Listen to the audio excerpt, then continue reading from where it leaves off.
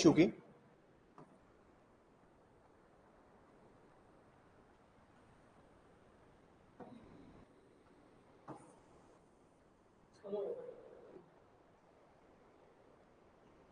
इसे क्यों हुआ?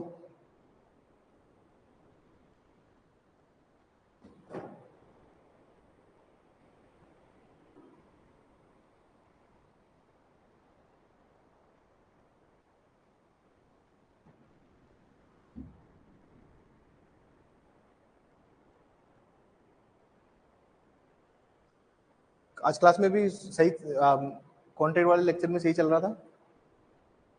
आई डोंट नो क्या हुआ।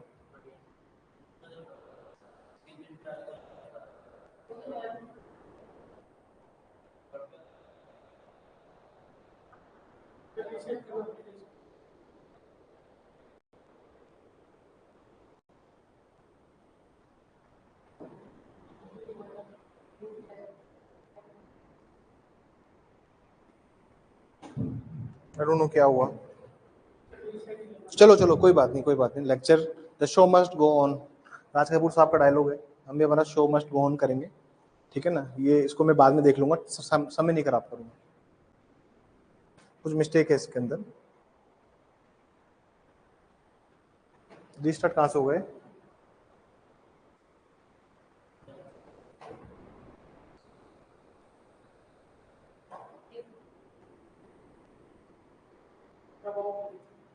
अरे अबाउट पे क्या होगा?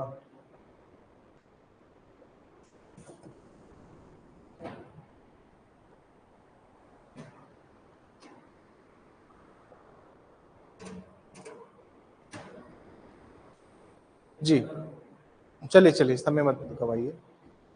आज टेस्ट हुआ था SC/ST का, तो आज SC/ST का अब SC/ST का टेस्ट हुआ, मुझे लगता है पेपर ठीक लगा होगा आप लोगों को, और पेपर अच्छा था आज का, ऐसी बात नहीं है। जनरली जो सवाल पूछे जाने चाहिए थे SC/ST से सारे पूरा ऑलमोस्ट कवर था पेपर। एक दो सवाल और पूछे जा सकते थे SC/ST से, जैसे एक सवाल वो पूछा जा सकता था कि सेक्शन 13 पूछा जा सकता था, एक जो मैंने नहीं पूछा। पीछे के थोड़े इन्वेस्टिगेशन के जो प्रोसीजर है वो पूछे जा सकते थे, वो मैंने नहीं पूछे। अपील्स मैंने नहीं पूछी। ये सवाल जो थे मैंने छोड़ दिए कुछ टाइम के लिए। ये मत समझना कि SC/ST का सिर्फ ये एक ही टेस्ट हुआ और बाद में टेस्ट नहीं होगा। टेस्ट लगातार होंगे और होते रहेंगे। मतलब अपना टारगेट ये है कि महीने में 2 से 3 मेंस लिखने हैं। पहली बार लिखा है तो कुछ बच्चों के अच्छा नहीं होगा लिखने में, ठीक है। जिनकी राइटिंग खराब है थोड़ा सा इंप्रूव कीजिए। आंसर, जब भी आप आंसर राइटिंग करते हैं तो कुछ कुछ बातों का विशेष ध्यान रखना। देखिए, अब कोई सी भी एग्जाम ऐसी नहीं है जिसमें सिर्फ आप MCQ लगाओ और सेलेक्ट हो जाओ, सिर्फ JLO को छोड़ के। और कल को क्या पता ये JLO में भी मेंस रख दें। ऐसे कोई बहुत विशेष बात नहीं, जिस दिन ये मेंस सोचेंगे उस दिन JLO में मेंस हो जाएगा। और रही बात RJS के पॉइंट ऑफ व्यू से, तो सर RJS में तो मेंस होगा ही। ये तो मतलब ऐसी बात है कि ये तो अटल बात है कि ये तो टल नहीं सकती कि RJS में मेंस नहीं होगा। अब ठीक है, तो RJS में भी मेंस होगा और इधर भी मेंस होगा। तो जो बात मैं आपको समझाना चाह रहा हूँ वो ये है, थोड़ा सा मेंस में लिखना सीखी थी। मान लीजिए कॉपी जो आती है आपकी मेंस की, जब आप आंसर लिखते हैं, जैसे मान लीजिए मैंने पूछ लिया व्हाट इज एडल्ट्री। अब एडल्ट्री ऑफेंस है या नहीं है ये मेरे को नहीं पता। जनरल में मान लीजिए मुझे जनरल आंसर लिखना है, हमेशा आंसर वैसा लिखिए कि आप इजी लैंग्वेज में उसको समझा पाए। एडल्ट्री कहाँ दिया हुआ है सर? सेक्शन 497 में दिया हुआ है, IPC में एडल्ट्री दिया हुआ है। आप आंसर लिखते हैं तो आधे बच्चे तो क्या करते हैं, यहाँ से शुरू करते हैं, फिर एक लाइन आगे लिख दी, फिर एक लाइन पीछे लिख दी, फिर एक लाइन यहाँ से लिख दी, फिर एक लाइन और आगे से लिख दी, और ये असिमेट्रिकल होता है पूरा। आप जब भी मेंस लिखें तो मेंस में इस बात का विशेष ध्यान रखें कि आंसर हमेशा वेल फ्रेम्ड होने चाहिए, वेल स्ट्रक्चर्ड होने चाहिए। देखिए, राइटिंग का तो एक बाद में इम्पैक्ट पड़ता है, सबसे पहला इम्पैक्ट किसका पड़ता है? आप आंसर्स को पूरा लाइन से ऐसे लेके जा रहे हैं, उसका एक पढ़ने का मन करेगा कि क्या लिखा है इसने।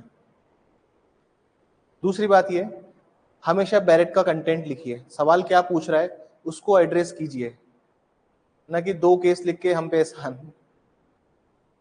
मैं आप भी अभी भी कह रहा हूँ, मैंने आज क्यों बोला कि जो बच्चे टेस्ट देने आए हैं वो चाहे तो बैरेट से टीप के लिखिए, लेकिन पेपर को पूरा लिखिए। मुझे खाली पेपर मिलेगा, मैं उसका क्या करूंगा? लेकिन अगर आपने उसी खाली पेपर में अगर आंसर लिखा है कोई भी नहीं मान लीजिए नहीं आ रहा आपको, और वो आपने एक्सेप्ट कर लिया, मान लीजिए वो आंसर आपने खुद डायरेक्ट खोल के ढूंढा और फिर लिखा, तो आपको ये तो पता रहेगा कि मैंने क्या आंसर लिखा। उस खाली कॉपी का मैं कुछ मेरे लिए तो वो कोई यूज की नहीं है, लेकिन वो जो आधा पौन घंटा आपने उस कॉपी में पूरा लिखा डायरेक्ट से आंसर, उससे आपको समझ में आया कि SC/ST एक्ट है क्या।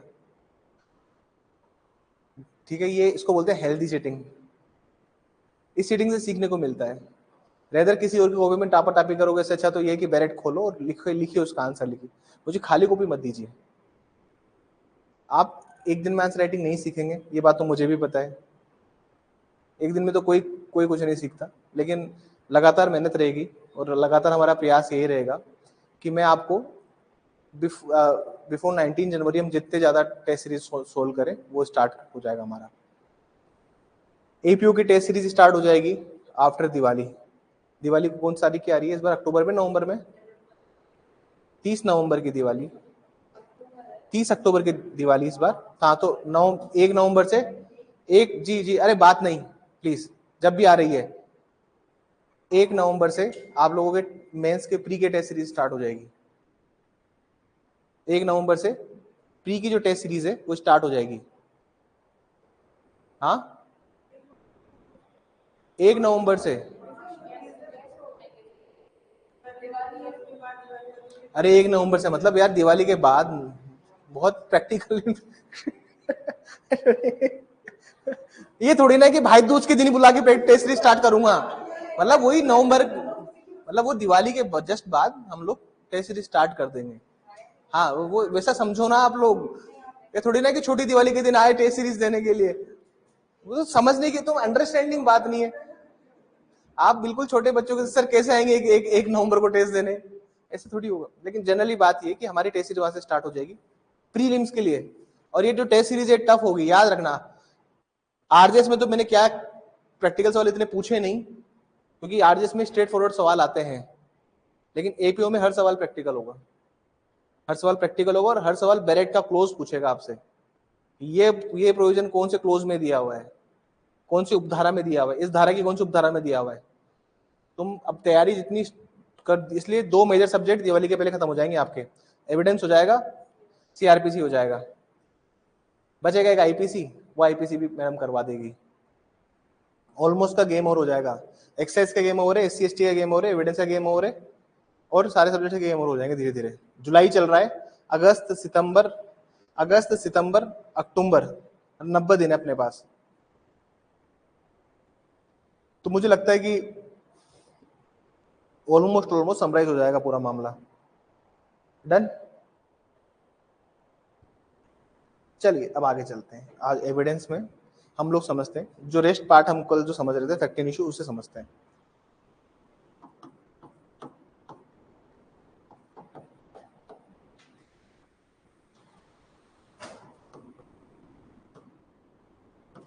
विवादक तथ्य, डेफिनेशन निकालिए सर, डेफिनेशन निकालिए। अपने हर क्लास की जो शुरुआत होती है वो ऐसे होती है नीचे से, देन क्लास के एंड में मैं आपको यहाँ पे लाके छोड़ूंगा। धीरे धीरे कंसेप्चुअली हम ऊपर बढ़ते हैं। तो आप निकालिए विवादक तथ्य क्या होते हैं, फैक्ट एंड इश्यू क्या होता है, उसको एक बार समझने का प्रयास करिए, समझने का प्रयास कीजिए क्या होता है विवादक तथ्य।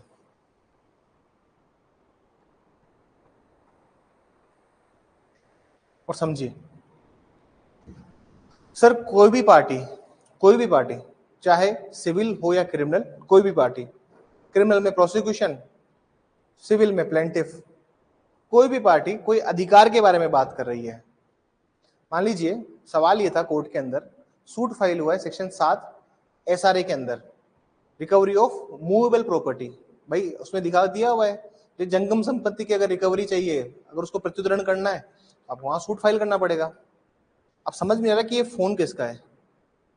ठीक है, इसमें 2 पार्टी क्लेम कर रहे हैं, अमित भी क्लेम कर रहे हैं और पूजा भी क्लेम कर रहे हैं कि ये फोन किसका है। ठीक है, पूजा ने केस किया अमित के ऊपर विद रेस्पेक्ट टू फोन, कि ये फोन मेरा है।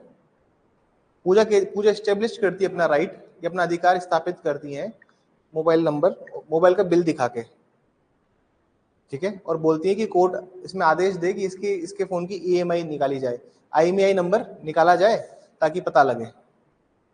ये क्या कर रहे हैं सर पूजा, ये उस पूरे सिनारियो से पूजा पूरे सिनेरियो से एक राइट है जिसको बता रही हैं कि ये राइट एग्जिस्ट करता है, मतलब इनके पास एक अधिकार है, इनके पास जो अधिकार है वो अधिकार विद्यमान है। ये बोल रहे हैं कि मेरा एक अधिकार है जो कि अभी एग्जिस्ट करता है, मतलब एग्जिस्ट मतलब जो अभी अभी है प्रेजेंट में। डायरेक्ट निकालिए, ये देखिए आपको मैं थोड़ा सा लाइन दिखाता हूँ, समझने की कोशिश कीजिएगा। Fact in issue, fact in issue में आप देखेंगे अस्तित्व करता है, लिखा हुआ है अस्तित्व करता है, तो सर इनका अधिकार क्या करता है सर, अस्तित्व करता है, ठीक है। इनके पास एक पर्टिकुलर राइट है। अमित कहते हैं कि ये जो फोन है ये मेरा है और मेरे को राइट टू प्राइवेसी है, इसलिए मैं ईएमआई नंबर नहीं दिखाऊंगा, आईएमआई नंबर नहीं दिखाऊंगा, अगर कोर्ट कहेगा तो मैं दिखा दूंगा। ये अपने रिप्लाई में कहते हैं कि मेरा राइट टू प्राइवेसी है, मैं अपने फोन की क्यों आईएमआई चेक कराता रहूं। तो ये क्या करते हैं, इस अधिकार को कहते हैं कि ये जो अधिकार है पर्टिकुलर, ये नॉन एग्जिस्टेंस है। क्या है सर ये, भाई ये अधिकार एग्जिस्ट नहीं करता, और वही लिखा हुआ है कि आपका क्या अधिकार है सर, आपका अधिकार अनअस्तित्व है, आपके अधिकार का अनअस्तित्व है। दूसरी बात फिर आगे चल के पूजा फिर से कहती है, आगे चल के पूजा कहती है कि अमित की लायबिलिटी है, अमित की क्या है सर, अमित की एक लायबिलिटी है जो एग्जिस्ट करती है, ठीक है सर। अमित का एक दायित्व है, अमित का क्या है सर, एक दायित्व है। दायित्व क्या करता है सर, एग्जिस्ट करता है। और अमित कहता है कि मेरा कोई दायित्व एग्जिस्ट नहीं करता। फिर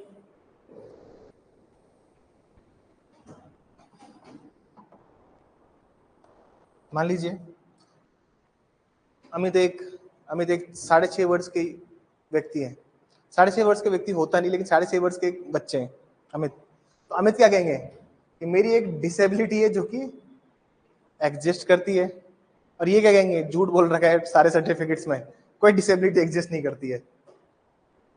फैक्ट इन इशू में सिर्फ आदमी जो मेन विवादक तथ्य है, देखो विवादक तथ्य को साबित करने में पूरा एफर्ट लगाते हैं केस के अंदर। जैसे ये फोन किसका है, कोर्ट में क्या इशू है, सिविल केस है ये, ठीक है ना सर, क्रिमिनल मैटर तो है नहीं। जैसे आपने सेक्शन 7 पढ़ा है तो उसमें लिखा हुआ है कि सीपीसी के अकॉर्डिंग जो भी प्रोसीजर दिया हुआ है उससे आप फोन की रिकवरी करेंगे, सेक्शन 7 के अंदर।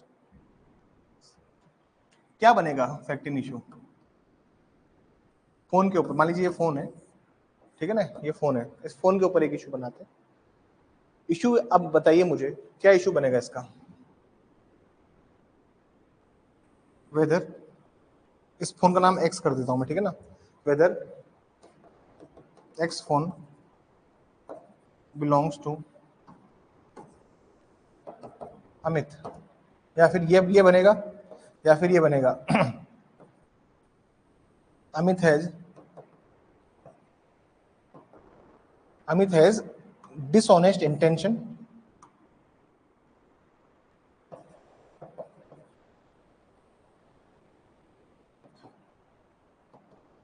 क्या बनेगा सर, क्या बनेगा फैक्ट इन इशू, विवादित तथ्य क्या बनेगा।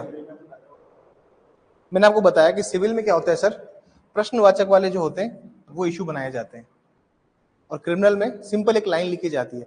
पर जनरली बात क्या है, जब भी आपको सिविल के इश्यूज बना रहे हैं, और यहाँ पे केस कौन सा चल रहा है सर, सिविल चल रहा है, क्योंकि पूजा ने क्या किया हुआ है सर, अमित के ऊपर एक केस किया हुआ है।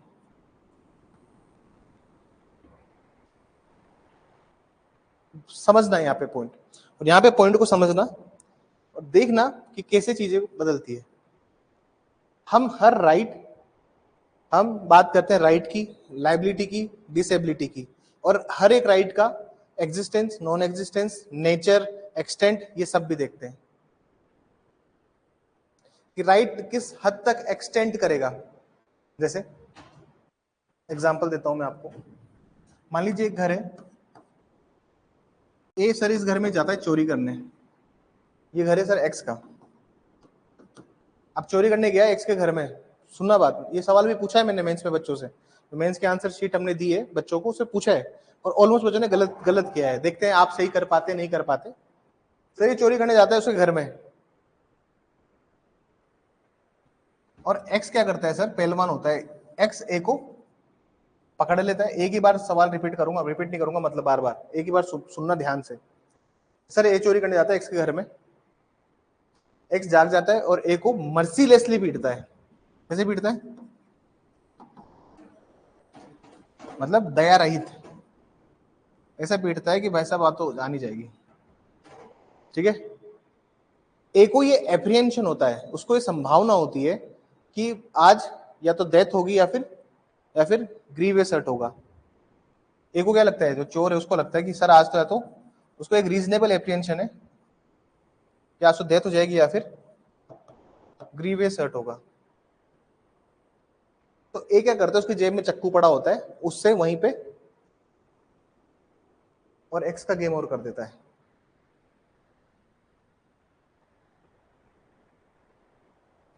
सवाल ये है, क्या ए राइट ऑफ प्राइवेट डिफेंस ले सकता है?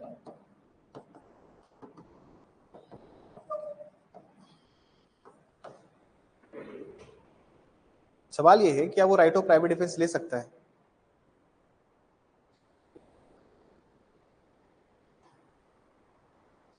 क्या वो राइट ऑफ प्राइवेट डिफेंस ले सकता है? अब इसका सवाल का आंसर आप एक बार में देने जाएंगे तो आपको आंसर नहीं मिलेगा इसका। इसके लिए आपको फैक्ट एंड इश्यू को एग्जामिन करना पड़ेगा, जो विवादक तथ्य उसको एग्जामिन करना पड़ेगा। चले कर एग्जामिन, चलिए मैं इधर ही बना देता हूँ डायग्राम। दिख रहा है आप लोगों को ना, ये राइट ऑफ प्राइवेट डिफेंस मिलेगा, ठीक है। जैसे राइट है, इधर लिखा हुआ है एग्जिस्टेंस, इधर लिखा हुआ है नॉन एग्जिस्टेंस, फिर नेचर है और उसका एक्सटेंट है। Right, liability, disability. हिंदी में इसको बोलूं मैं अगर, अधिकार, दायित्व, निर्योग्यता,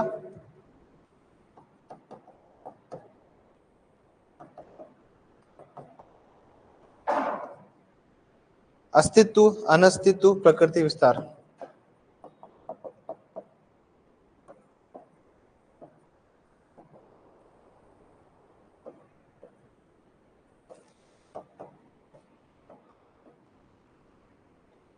अब सुनिएगा और समझिएगा।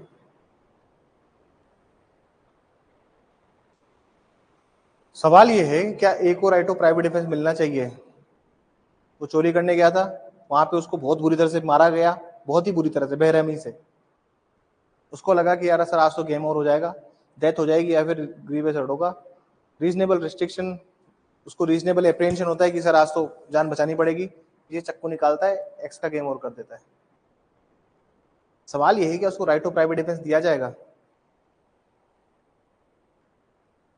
हमको चेक करना पड़ेगा बाकी चीजों के अंदर। जैसे वो क्या कह रहा है सर, वो कह रहा है कि मेरा एक राइट है, राइट ऑफ प्राइवेट डिफेंस है जो कि एग्जिस्ट करता है। दूसरी पार्टी कहती कि नहीं नहीं, ये राइट नॉन एग्जिस्ट करता है। वो पार्टी कहती कि मेरा राइट की जो प्रकृति, मेरी अधिकार की प्रकृति क्या है? मेरे अधिकार की प्रकृति है डिफेंसिव, कि मैंने उसको डिफेंस में मारा है, और मैंने उस राइट का जो एक्सटेंट है वो कहां से होगा? जहां से उसने मेरे को मर्सीलेस पीटना स्टार्ट किया। और जब मुझे रीजनेबल एप्रिहेंशन हुआ, जब मुझे युक्त संभावना हुई कि सर आज या तो मृत्यु कारित हो जाएगी या फिर गौर उपहति कारित हो जाएगी। हिंदी सही आने लग गई ना मुझे आजकल थोड़ी थोड़ी, है ना। अब 6 महीने हो चुके हैं थोड़ा हिंदी में पढ़ाते पढ़ाते, लेकिन मैं हिंदी सब ज्यादा तो नहीं बोलता, कम बोलता हूँ। अरे बच्चे लिख रहे थे, एक दो बच्चे लिखते हैं सर इंग्लिश मीडियम में, तो इंग्लिश में तो पढ़ाओगे ना। मैं कहा हिंदी में कहाँ पढ़ाता हूँ मैं। तो जनरली बात सुनिए, राइट, एक्सटेंट, राइट का नेचर। दूसरी पार्टी का क्या बर्डन ऑफ प्रूफ रहेगा? उसका बर्डन ऑफ प्रूफ रहेगा कि जो राइट है उसका नॉन एग्जिस्टेंस है। प्रोसिक्यूशन जो रहेगा, मतलब जब केस होगा state of Rajasthan versus A, क्योंकि एक्स की तो डेथ हो चुकी है, समझ में बात। राइट नॉन एग्जिस्टेंस, नेचर वो कहेगा सर राइट जो है वो अनस्तित्व है उसके अधिकार का। दूसरी पार्टी कहेगी कि उसका जो प्रकृति है उसकी प्रकृति नहीं, उसको प्रकृति का लाभ नहीं देना चाहिए क्योंकि वो खुद चोरी करने आया था, इसलिए उसको लाभ नहीं मिलना चाहिए। तीसरी बात कहेंगे कि उसके जो राइट था उसका एक्सटेंड इसलिए नहीं हो सकता क्योंकि वो दूसरे घर में प्रॉपर्टी में गया है।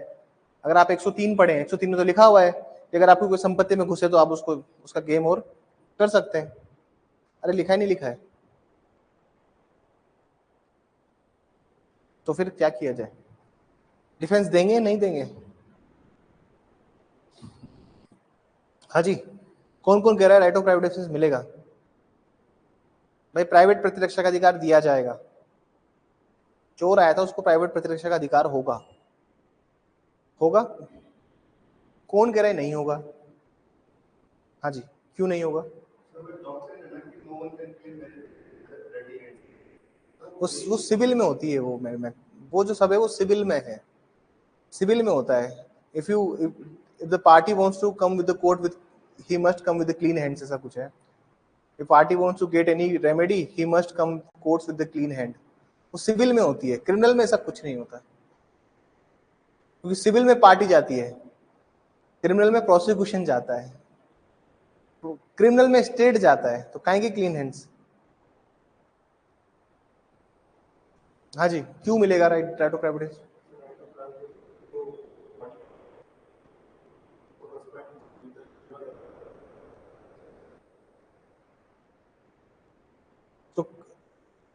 तो राइट टू प्राइवेट डिफेंस देके उसको क्या अक्विट कर देंगे क्या आप?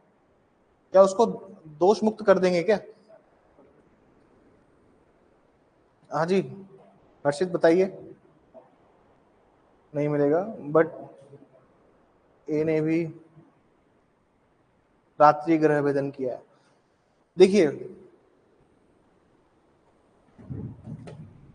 इसको राइट ऑफ प्राइवेट डिफेंस, इसको राइट ऑफ प्राइवेट डिफेंस इसको राइट ऑफ प्राइवेट डिफेंस तो हम देंगे, लेकिन कल्पेबल होमिसाइड में लेके आएंगे, समझ में आई बात? कल्पेबल होमिसाइड में हम इसको लेके आएंगे, ठीक है? क्योंकि क्योंकि इक्वल अमाउंट का फोर्स लगाना होता है राइट टू प्राइवेट डिफेंस में, चक्कू से नहीं मारना होता, ठीक है ना? आप equally right of private defence use कर सकते हैं, इसलिए मर्डर नहीं बनेगा। इसने अपने right of private defence exceed कर दिया है।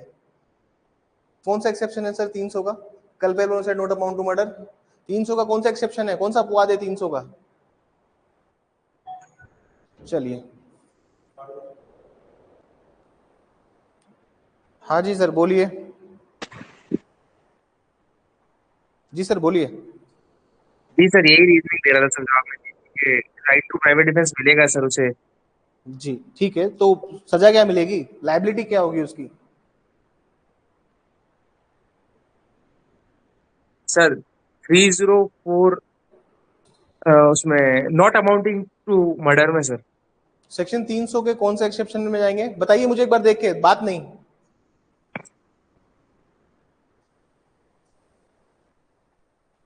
कौन सा अपवाद है 300 का?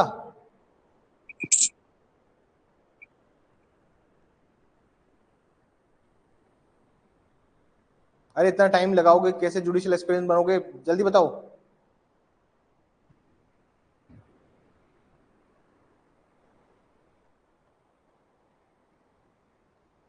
जी, अरे तीसरे में, पांचवे में, किस में जाएंगे? दूसरे में, किस में जाएंगे?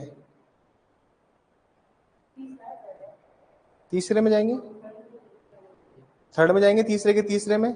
अगर किसी ने right of private defence exceed कर दिया है तो, अपने प्राइवेट प्रतिरक्षा के अधिकार को विस्तार कर दिया है तो, समझ में आई बात? Equal amount of right of private defence use किया जाता है। अगर वो मारा था तो वो भी उसको वॉलेंट्री कोजिंग ग्रीवियस हर्ट कर सकता था, समझ में आई बात?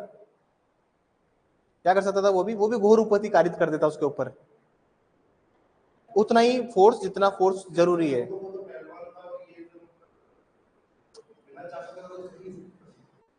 वो कुछ भी हो,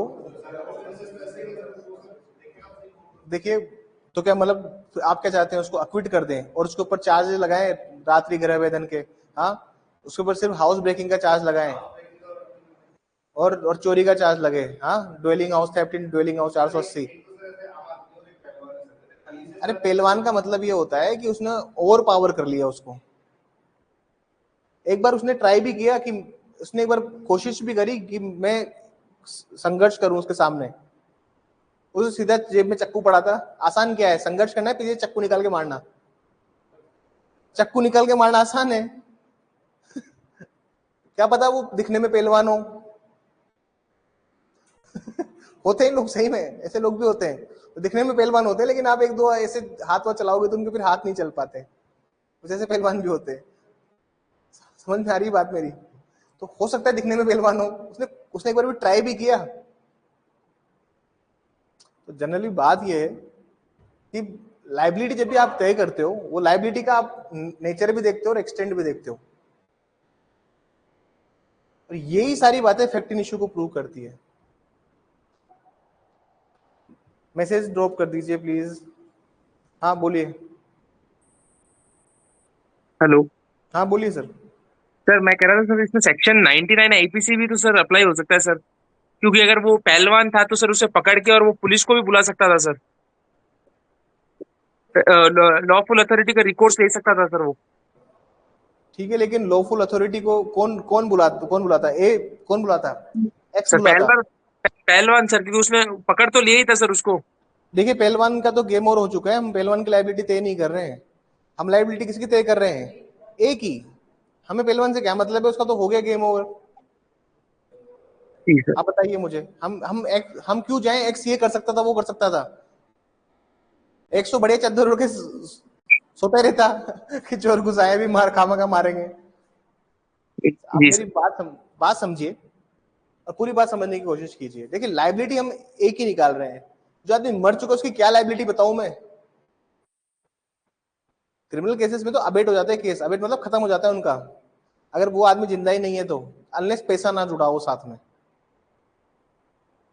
अब वो जो आदमी जिंदा ही नहीं है उसको क्या उसकी लाइबिलिटी डिस्कस करनी है?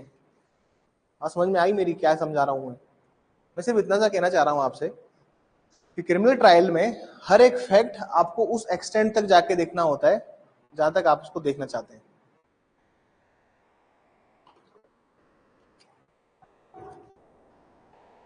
समझ में आया हर्षित? बताइए मुझे।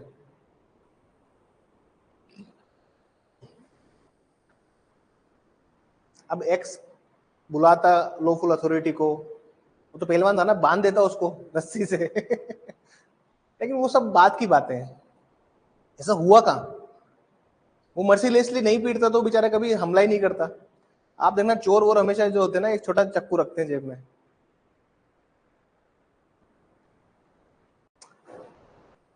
इतना चक्कू रखते हैं और फोल्डिंग चक्कू रखते हैं। कभी मिले हो किसी चोर से? फोल्डिंग चक्कू रखते हैं, फोल्डिंग चक्कू। सही में हल्का सा होता है, बटन बटन वाला भी होता है, ऐसे फोल्ड वाला भी होता है, ताकि उनके इधर उधर शरीर में छुपाने में कहीं उनको ना लग जाए। बहुत जल्दी से खुलता है। रामपुरी देखा है आपने? रामपुरी ऐसा डिजाइन होता है उसका अलग सा। एक एक एक केस में मैंने देखा था उसको, उससे मर्डर ही हुआ था बस 10 दिन पहले, तो कोर्ट में पेश किया था उसको। जो भी सामान मिलते हैं कोर्ट में पेश करते हैं ना अपन, फिर कोर्ट के उसमें चला जाता है, उसमें बॉक्स में जहाँ पे सारा साक्ष्य वाक्ष्य रहते हैं।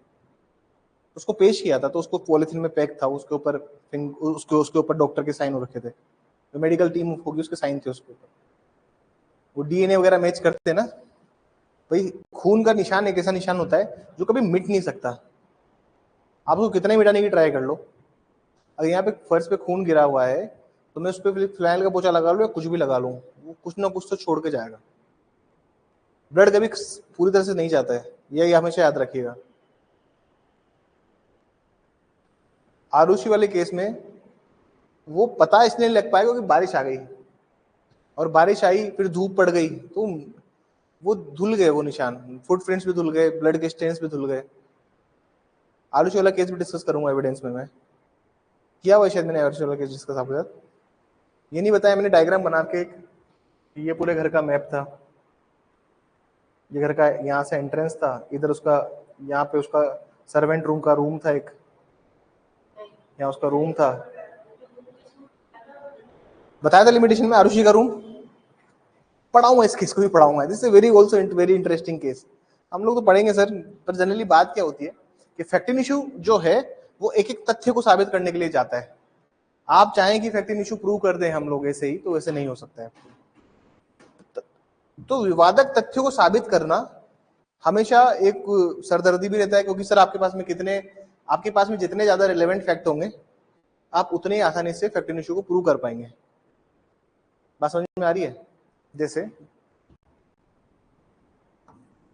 ब्रॉड डेलाइट तो नहीं कहूंगा, रात में 2 बजे मर्डर हुआ,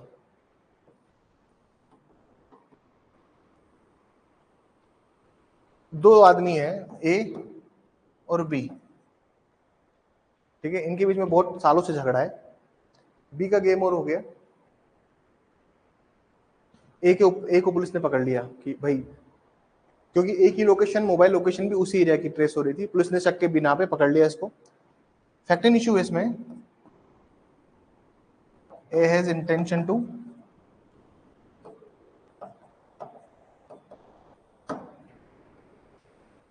भाई उसके पास उसकी मृत्यु कारित करने का आशय है, ए के पास बी की मृत्यु कारित करने का आशय है, ये एक विवादक तथ्य बना दिया कोर्ट ने। अब मैं रिलेवेंट फैक्ट की बात करूं, जिस केस में जितने ज्यादा रिलेवेंट फैक्ट होते हैं केस उतना स्ट्रॉन्ग होता है। क्रिमिनल ट्रायल की मैं बात कर रहा हूं, यही बात आप सिविल में भी ले सकते हैं। इशू क्या है आपको पता है, इस इशू को साबित कैसे करना है, there are several different points जो हमें प्रूव करने पड़ेंगे कोर्ट के सामने। द फर्स्ट पॉइंट इज, भाई मोबाइल टावर ए का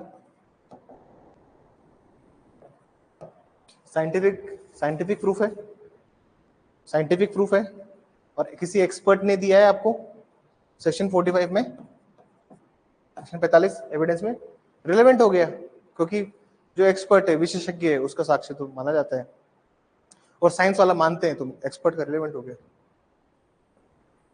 रात को 2 बजे मर्डर हुआ था, याद रखिएगा न तो, और उस रात बारिश आई, बारिश आने से पानी भरा, कीचड़ बना, तो जितने भी टायर मार्क थे वो सब खत्म हो गए। जिस घर में मर्डर हुआ बी का, वहां पे भी कोई फिंगरप्रिंट रिसीव नहीं हुआ, नो कोई हेयर रिसीव हुआ, नो कोई फुटप्रिंट रिसीव हुआ, कोई चीज रिसीव नहीं हुई, सिर्फ एक मोबाइल टावर है जो वही बता रहा है। कोई फैक्ट नहीं है जो प्रूव कर सके। आपने ए का, चलो ठीक है, ए का मोटिव ले लिया, ठीक है, सेक्शन 8 का मोटिव प्रिपरेशन कंडक्ट ले लिया, लेकिन और कोई चीज प्रूव नहीं हो रही है कि ए ने ही इसकी मर्डर की है। क्रिमिनल केसेस में आपको 100% आपके पास जो बर्डन ऑफ प्रूफ रहता है क्रिमिनल केसेस में, वो 100% रहता है कि पार्टी को पूरी तरह से साबित करना, सबूत के भार में पूरी तरह से साबित करना पड़ेगा। अब सबूत का भार क्या होता है वो भी सुनो, ठीक है सर, जो बर्डन ऑफ प्रूफ है, जो सबूत का भार है, वो सिविल में और क्रिमिनल में अलग अलग होता है। सिविल में क्या होता है और क्रिमिनल में क्या होता है, दोनों देखिएगा सर। सर सिविल केसेस में जो बर्डन ऑफ प्रूफ हम कहते हैं, वो हम कहते हैं रूल ऑफ प्रीपोंडरेंस। मतलब जैसे तराजू जानते, तराजू होता है ना सर,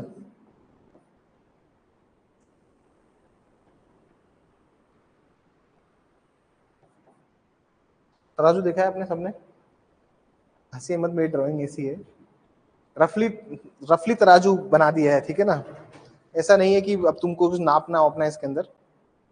तराजू देखा आप लोगों ने, जिस दिन केस उठाया आपने कभी तराजू, चुंबक तो नहीं लगाते उसके नीचे, उसमें क्या तोलते थे?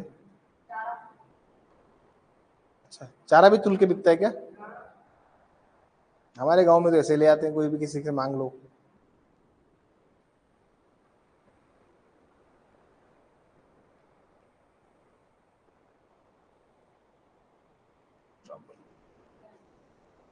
इसको कहते हैं सर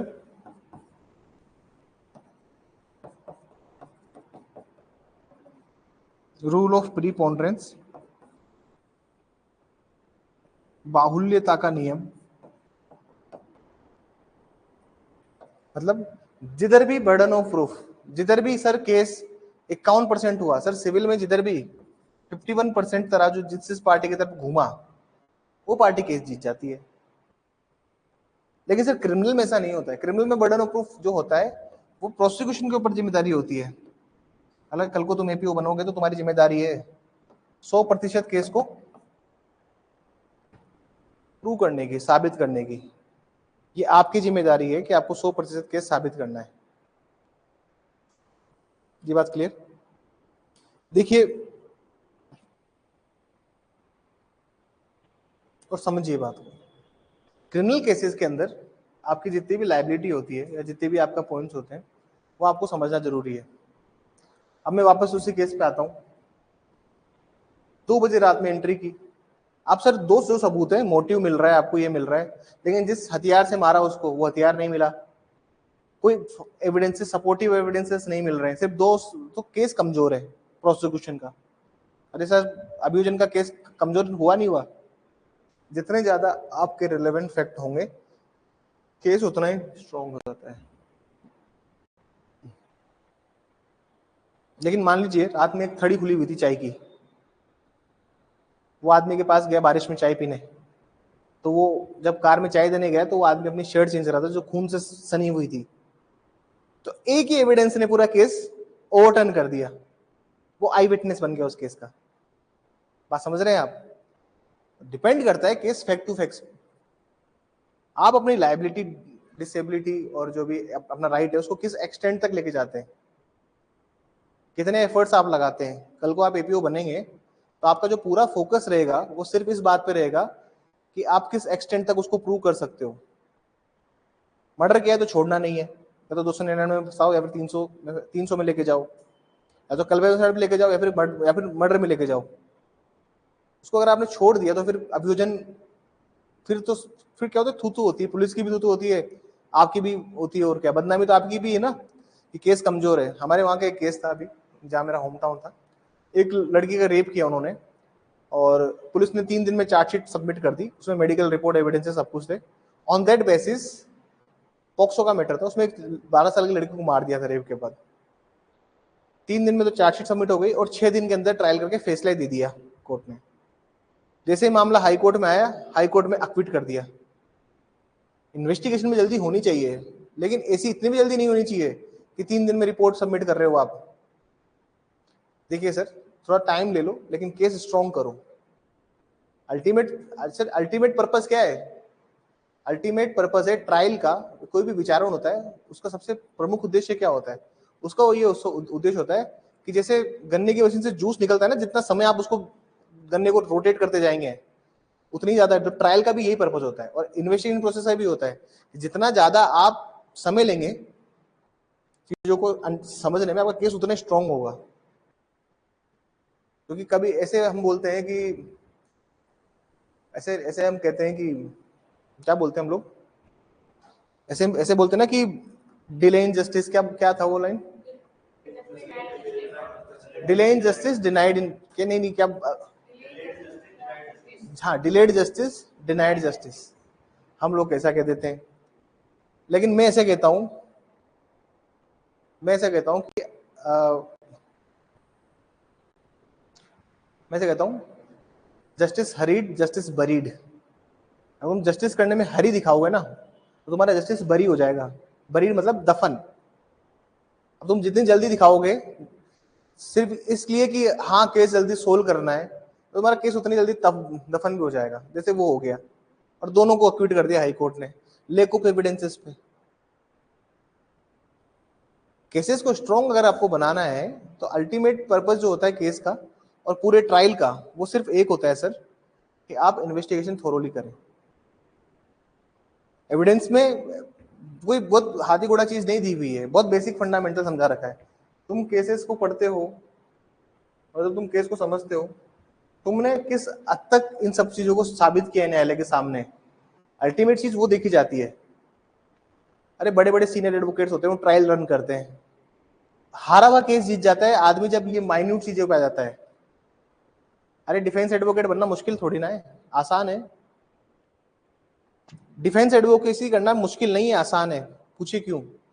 इसलिए मैं बोल रहा हूं क्योंकि जब आप एक एक एलिमेंट्स को पूछते हैं, आपको केस समझ में नहीं आ रहा ना, अगर मान लीजिए आप एज ए वकील की तरफ से, आप डिफेंस की तरफ से, आप बस ये डायग्राम बनाइए, उसके पॉइंट्स लिखिए कि इसकी क्या लायबिलिटी थी, क्या नेचर था, क्या एक्सटेंट था। रीजनेबल डाउट आप कोर्ट की आंखों में क्रिएट कर देंगे, क्योंकि इसमें लिखा हुआ है डायरेक्ट में। देखिए फैक्ट इन इशू को आप पढ़िए एक बार, इसमें लिखा हुआ है any fact from which either by itself और इन कनेक्शन, लिखा हुआ है कनेक्शन, या तो खुद से या फिर कनेक्शन से, विद अदर फैक्ट्स। कौन कौन से अदर फैक्ट? जिससे क्या होता है sir? Existence, non existence, nature, extent of right, liability, disability assert होती है या फिर डिनाई होती है। तो आप रीजनेबल एप्रीहेंशन क्रिएट कर सकते हैं by way of using all this. I think fact in issue में इतना समझना काफी है।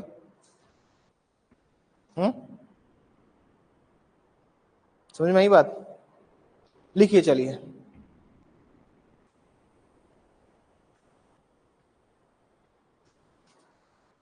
लिखिए। Fact in issue is either, fact in issue is either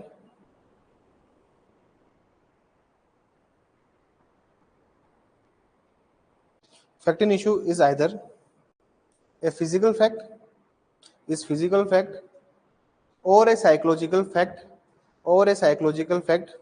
लिखिए विवादक तथ्य, विवादक तथ्य या तो शारीरिक तथ्य होंगे, विवादक तथ्य या तो शारीरिक तथ्य होंगे, या फिर या फिर या फिर या फिर मनोविज्ञान तथ्य होंगे, या फिर शारीरिक तथ्य होंगे, या फिर मनोविज्ञान तथ्य होंगे, जो कि किसी वाद या कार्रवाई में, जो कि किसी वाद या कार्रवाई में, जो कि किसी वाद या कार्रवाई में, जो कि किसी वाद या कार्रवाई में किसी अधिकार कोमा दायित्व, किसी अधिकार कोमा दायित्व या निर्योग्यता का, या निर्योग्यता का, या निर्योग्यता का, निर्योग्यता को करो कानी, निर्योग्यता को या निर्योग्यता को साबित या ना साबित, साबित या ना साबित, साबित या ना साबित करने के लिए आवश्यक है, साबित या ना साबित करने के लिए आवश्यक है। लिखिए इसमें on which the rights is asserted, on which the rights is asserted, on which the rights is asserted, on which the rights is asserted in a suits or proceeding, in a suits or proceeding, in a suit or proceeding, or liability asserted, or liability asserted in a suit or proceeding, or liability asserted in a suit or proceeding, or liability asserted in a suit or proceeding, and extent of and extent of and extent of and extent of and extent of such right or liability, such right or liability, such right or liability which is proved or disproved by the parties, which is proved or disproved by the parties, which is proved or disproved by the parties, which is proved or disproved by the parties।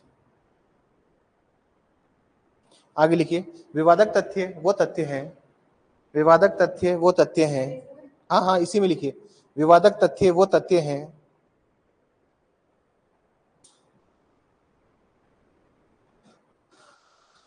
जिनके माध्यम से न्यायालय किसी उचित फैसले पर, न्यायालय किसी उचित फैसले पर पहुंच सकता है, न्यायालय किसी उचित फैसले पर पहुंच सकता है, क्योंकि यह क्योंकि यह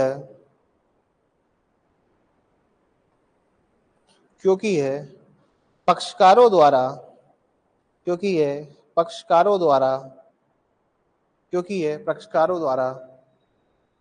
प्राख्यान प्राख्यान प्राख्यान या प्रत्याख्यान करने से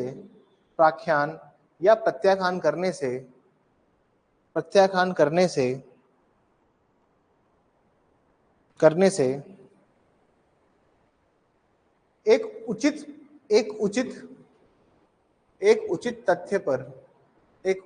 तथ्य पर प्रख्यान या प्रत्याख्यान करने से एक उचित तथ्य पर न्यायालय को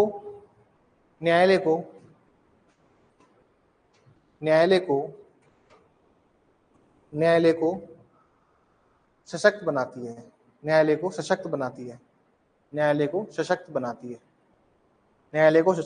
है।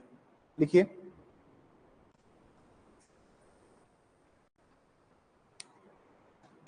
इसमें लिखिए, the fact in issue in a suit or proceeding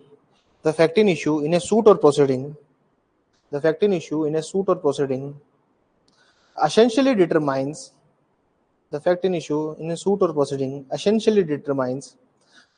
determines the rights, liability or disability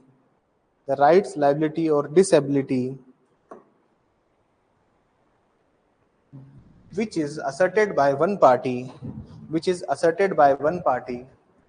and denied by other party, for the just decision of a case, for the just decision of the case.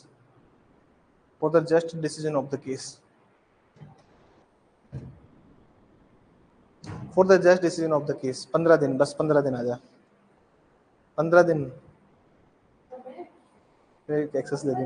Access दे दूंगा मैं। एक time आओ 15 दिन तक,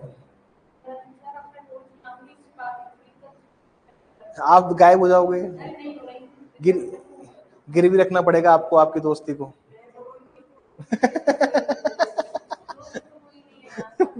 चलिए अब बस यार तुम लोग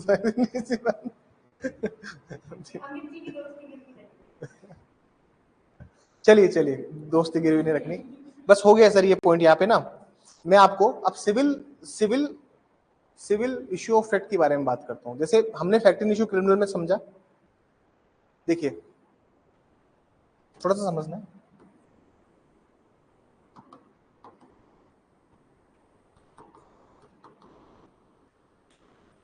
सिविल में हम लोग इसको कहते हैं issue of fact.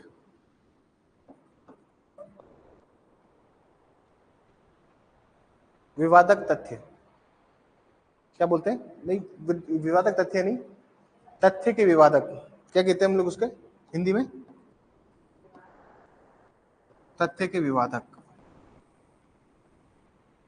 Issue of fact, अरे इश्यू ऑफ फैक्ट अलग होता है, तथ्य के विवादक आपको उसमें बैरक में भी लिखा हुआ है ना, इश्यू ऑफ फैक्ट दिख रहा है इसमें आपको, वो विवादक तथ्य इसमें नहीं लिखा हुआ। इसमें तो दोनों को एक ही लिखा हुआ है, लेकिन अलग तथ्य के विवादक अलग होते हैं। मैं उसकी बात कर रहा हूं। इसमें तो देखो एक ही शब्द दोनों के लिए यूज कर रखा है, लेकिन इंग्लिश में अलग अलग है। इंग्लिश में क्या है सर? अलग अलग है। तो तुम लोग भी थोड़ा अलग पढ़ लो, बस याद रख लेना दोनों सेम ही चीज लिखी हुई है डायरेक्ट में। और क्रिमिनल में हम कहते हैं सर इसको फैक्ट इन इश्यू।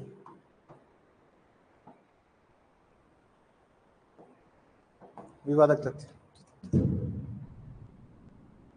अब समझना बात,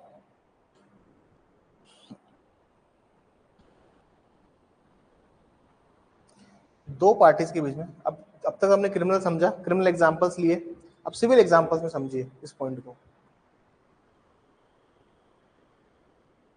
मान लीजिए एक कॉन्ट्रैक्ट था और उसका ब्रीच हो गया है। एक संविदा थी, उस संविदा का खंडन हो गया है सर, ब्रीच हो गया कॉन्ट्रैक्ट, ये कॉन्ट्रैक्ट था सर ए और बी में। अब ये कॉन्ट्रैक्ट टूट चुका है, सिविल केस फाइल हुआ इधर, और एक कोर्ट से डिमांड कर रहा है, एक कोर्ट से कह रहा है कि मुझे मेरा कॉम्पनसेशन दिया जाए, ब्रीच ऑफ कॉन्ट्रैक्ट की वजह से, संविदा भंग होने की वजह से मेरा बहुत नुकसान हुआ है। सवाल यह है whether is entitled for compensation, क्या ए प्रतिकर प्राप्त करने के हकदार हैं, क्या ए प्रतिकर प्राप्त करने के इज एंटाइटल्ड फॉर कॉम्पनसेशन। ये एक हमने, अगर हम उसके हिसाब से बात करते हैं तो हमने क्या बना दिया सर, इश्यू ऑफ फैक्ट, तथ्यों के विवादक बना दिए, पीछे क्वेश्चन मार्क लगा दिया, सिविल का काम हो गया। अब बाकी पॉइंट्स अगर आप देखोगे, इसने क्या क्या बोला, फैक्ट इन इश्यू अगर देखा जाए तो फैक्ट इन इश्यू ये भी बन सकता है,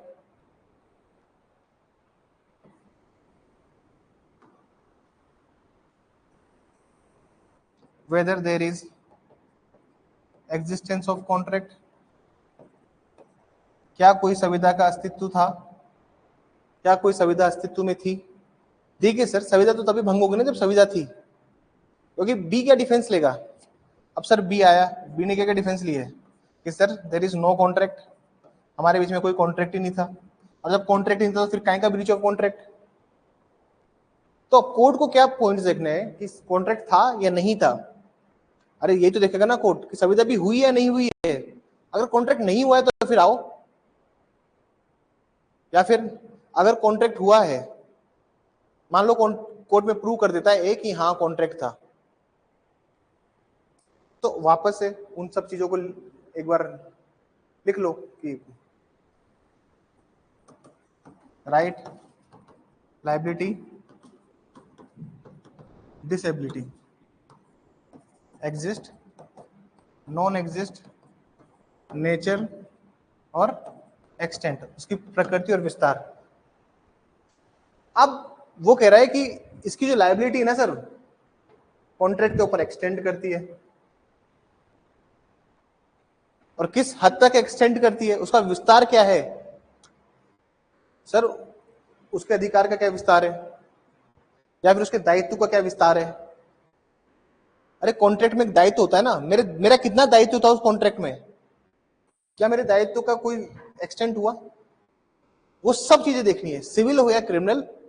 देखिए जो इसमें डेफिनेशन दी हुई ना फैक्ट इन इश्यू की, ये सिविल क्रिमिनल दोनों पे लगती है, लेकिन सिविल के मामलों में इश्यू ऑफ फैक्ट हो जाता है, तथ्य के विवादक हो जाते हैं। लेकिन इधर जो चीज है, दोनों को एक ही, मतलब डेफिनेशन इश्यू ऑफ फैक्ट हो या फैक्ट इन इश्यू, डेफिनेशन एक ही है, दोनों में प्रोविजंस एक ही तरह से लागू होंगे। ये बात समझ में आई। प्रावधान समान रूप से लगेंगे, चाहे मामला सिविल हो या क्रिमिनल, बर्डन ऑफ प्रूफ अलग अलग हो सकता है दोनों का। बात समझ में आ रही है आपको। तो सिविल केसेस में जीतना टफ है क्या,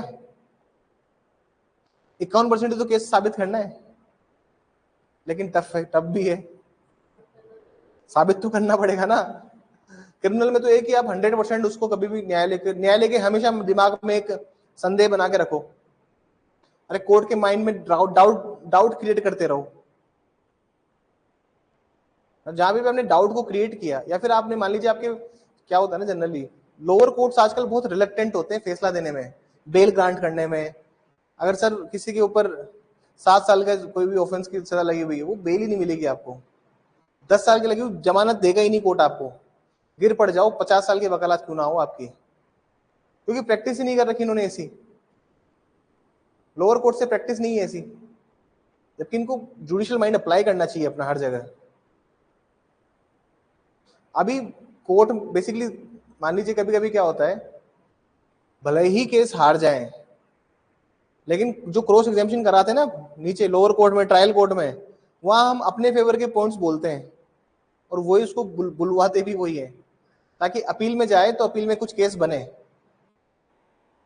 क्योंकि हाई कोर्ट को थोड़ा सा भी रीजनेबल डाउट क्रिएट कर देते ना, हाई कोर्ट सीधा एक्विट करता है, सीधा एक्विट। अबे पॉक्सो का मामला है, पॉक्सो का मैटर है, पॉक्सो के मैटर में बरी नहीं किया जा सकता अगर लड़की बोल रही है तो, लोअर कोर्ट से कभी बरी नहीं हो गए आप, लेकिन हाई कोर्ट में जब अपील में जाएगा ना मामला, तो आप देखेंगे बहुत सारे पॉक्सो वाले मैटर में हाई कोर्ट छोड़ देता है। वो क्यों छोड़ देता है? वो सिर्फ इसलिए बरी कर देता है, वो सिर्फ उसका सिर्फ बरी करने का रीजन ये होता है क्योंकि वहां पे रीजनेबल डाउट क्रिएट होते हैं। तुम्हारी जो परफॉर्मेंस होगी एपीओ वाली, वो ऐसा नहीं है कि तुम बस लोअर कोर्ट में जिता रहे हो, हाई कोर्ट में हरा रहे हो। केस ओवरऑल बनता है सर। ये बात समझ में आई? ये बात समझ में आई? सिविल मैटर में कैसे काम हो रहा है, पर सिविल मैटर में एटलीस्ट 51% तो प्रूव करो, फिर जाके कुछ केस बनेगा। और जिस दिन कोर्ट को लगता है कि 51% बन चुका है मैटर, उस दिन कोर्ट फैसला कर देता है। फिर सिविल केसेस में ऐसे नहीं होता है कि आज पता लग रहा है कि यार केस कब, अभी क्रिमिनल में तो क्या होता है ट्रायल होती है, अभी तो क्रॉस ही चल रहा है, आपको पता होता है अच्छा अभी तो टाइम लगेगा, अभी तो सर चार्ज फ्रेम हुए तो हाँ अभी तो लगभग 4-5 तारीख और लगेगी। आप रफली बोलते हो 4-5 तारीख लगेगी, मतलब 6-7-8 महीने में फैसला आ जाएगा, 8-9 महीने में फैसला आ जाएगा। सिविल में ऐसा नहीं है सर। मालूम पड़ रहा है केस कल आप ऐसे ही गए हो कोई आम सी तारीख समझ के, कल ही फैसला आ गया। ये बात समझना, सिविल में पता नहीं चलता है, क्योंकि कोर्ट को जिस दिन डिसाइड कर लिया कोर्ट ने आज ही फैसला करना है तो करना है। और ये होता है कोर्ट्स में, प्रैक्टिकल बात है ये। अब वर्षा जैसा वकील साहब जा रहे हैं फाइल उठा के हाँ जी आपका जी सर जजमेंट आएगा आज, इंटरवल में आना है, जजमेंट सुना दिया जाएगा, तो आपको लगेगा कि यार वैसे 1-2 केस है, ऊपर से इसमें भी जजमेंट आज क्या।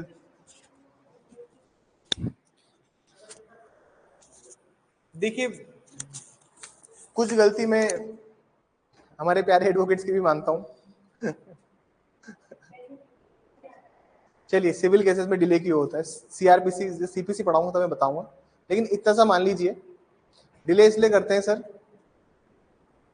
क्योंकि सिविल में क्या होता है ना सर, हर छोटी छोटी चीज के लिए एप्लीकेशन लगा देते हैं, हर छोटी छोटी चीज के लिए। मैं आपको इतना खराब हालत है लोअर कोर्ट्स का, तो मान लीजिए प्रॉपर्टी को लेकर विवाद चल रहा है कोर्ट में, ठीक है, ये जमीन को लेकर विवाद चल रहा है, यहाँ पे सेटलमेंट ऑफ इश्यूज हो चुका है। मैं पूरा ट्रायल से बता देता हूँ। कोर्स ऑफ एक्शन हुआ, यहाँ पे केस फाइल हुआ, यहाँ पे समन इश्यूज हुए, यहाँ पे रिटर्न स्टेटमेंट फाइल हुआ, और यहाँ पे सेटलमेंट ऑफ इश्यूज हुआ। विवादिकों का स्थिरीकरण हुआ, स्थिर कर दिए कोर्ट ने कि यहाँ सेटल कर दिए इश्यू। प्रोसिक्यूशन एविडेंसेस, प्रोसिक्यूशन क्या, प्लेंटिव एविडेंस हुए, मतलब वादी के साक्ष्य हुए। यहाँ पे सर प्रतिवादी के साक्ष्य हुए। तब वकील को लग रहा है कि यार केस निकल गया भाई हाथ से, केस का गेम ओवर होने वाला है। वकील साहब ने क्या किया, सुनिएगा, वकील साहब ने क्या किया, एक एप्लीकेशन लगा दी यहीं पे कि सर पटवार घर से जो जमीन है ना ये, सर पटवार घर से हमें सर एक पुरानी नकल की कॉपी नहीं मिल रही है। नकल जानते हैं नकल क्या होती है? नकल मतलब एक नकल का मतलब होता है इसमें मैप नक्शा होता है ना, नक्शा, उसको नकल कहते हैं। एक नकल की कॉपी नहीं मिल रही है शहरी क्षेत्र की, मतलब गांव वाले में जाएंगे तो फिर रेवेन्यू का मैटर बन जाएगा। भाई शहर में एक जमीन थी, वो सर वो पुरानी नकल की कॉपी नहीं मिल रही है तहसीलदार के ऑफिस से या पटवारी जो भी लगता है जुरिस्डिक्शन, और सर वो कॉपी हमें दे नहीं रहे, हमने 2-3 बार अप्लाई कर दिया, सर एप्लीकेशन की कॉपी रही, आप सर प्लीज एक नोटिस इशू कर दीजिए, इस केस के लिए बहुत इंपॉर्टेंट है। जज ने सोचा कि यार इतनी सुनवाई तो इसकी कर ली, इसका केस वैसे नहीं बन रहा, आपने उसकी एप्लीकेशन कर दिया रिजेक्ट कि नहीं नहीं नहीं नहीं अब नहीं, बहुत लेट हो चुका है, आपको सेटलमेंट ऑफ इश्यूज के पहले आना चाहिए था।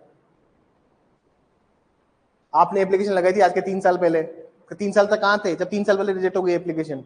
अब तो केस बहुत आगे बढ़ चुका है, अब नहीं करेंगे। बीइंग ए जज आपने ये कर दिया, पार्टी उठ के चली गई सीधा अपील में। अब केस तो वहां का वहीं पड़ा रहेगा ना। अब जैसे अपील में जाओगे तो अपील में थोड़ी ना हैंड टू हैंड आपका कोर्ट सुन लेगा। आप अपील में गए सर ये एप्लीकेशन की सर ये जरूरी था, तो फिर वो अपीलेट कोर्ट जो होगा वो अपीलेट कोर्ट अपना 2-3 साल लेगा, और दूसरी पार्टी आके जो नेक्स्ट डेट आएगी हो गया जज साहब का ट्रांसफर, नेक्स्ट आया जज, उसने देखा अच्छा ये केस सुनवाई चल रही है, सर ये अपील में पेंडिंग है, ठीक है इस पे भी लगा दो, 6 महीने बाद की डेट डालो। कितने महीने बाद की डेट लग गया केस लंबा, तो क्या कर लोगे? ना तो right to life personal liberty जुड़ा हुआ है जो तुम्हें ज्यादा दिक्कत है, कोई जेल में है क्या? किसी की सांसें ऊपर नीचे हो रही है इससे नहीं हो रही, कोई फर्क नहीं पड़ता। सिविल केसेस के साथ प्रॉब्लम ये है फंडामेंटली, लेकिन जज साहब अगर सोच लेना कि खत्म करना है, तुमको फिर रोक नहीं सकते तुम, याद रख लेना ये बात को। तुम तो सोच रहे हो कि आज और नई एप्लीकेशन लगाने की जुगत बिठाते हैं, और जज साहब कहेंगे रुक जाओ 2:30 बजे आ जाओ, फैसला हो गया है, फैसला सुना दिया जाएगा 2:30 बजे। आपने देखा बाहर जो बोर्ड चिपका होता है उस पर कि 2:30 बजे अपना जजमेंट आने वाला है। तो कुछ भी इसमें कुछ पता नहीं लगता। सिविल केसेस का बहुत अनसर्टेनिटी होती है, ये बात आप मान के चलिए। तो सिविल केसेस में भी सर ये फैक्टिंग इश्यू होते हैं। क्रिमिनल एग्जांपल मैंने बताई दी आपको। अब इसका जो एक्सप्लेनेशन दिया हुआ है सर, उसका भी बारे में अपन बात कर चुके हैं। एक्सप्लेनेशन को समझा ही रहे हैं सर इतने दिन से। अब एक्सप्लेनेशन जो है इसका स्पष्टीकरण, वो भी इसी के बारे में बात कर रहा है। ठीक है, आगे चलिए।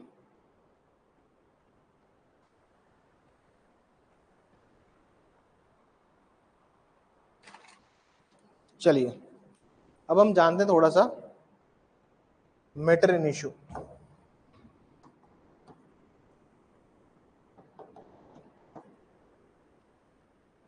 एक सवाल आया क्रिमिनल में आरजेएस के अंदर, लिखिए। अरे लिखिए सर, लिखिए। कब कब विवादक विषय कब विवादक विषय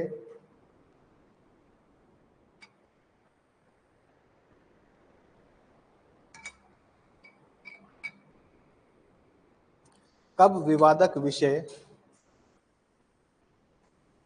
विवादक तथ्य में परिवर्तित हो जाते हैं। कब विवादक विषय विवादक तथ्य में परिवर्तित हो जाते हैं। when matter in issue converts to fact in issue when matter in issue converts to fact in issue। 2018 में पूछा है सवाल। किसमें पूछा है, मतलब तेरे सम आरजेएस में से 17 में पूछा है, 18 में पूछा है, आई डोंट नो, किसी एग्जाम में पूछा हुआ सवाल है ये। दे आस्क्ड दिस क्वेश्चन, उसको थोड़ा सा देखते हैं। हाँ,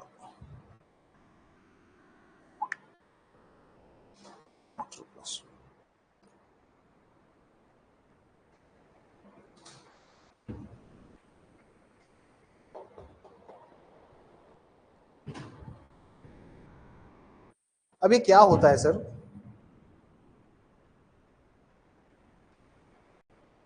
सीपीसी का बैरेक्ट है किसी के पास? सुबह लाए थे ना आप, दीजिए मुझे एक बार, मेरा शायद ऊपर पड़ा है। नहीं है, चलो I got it. Matter in issue का मतलब क्या होता है?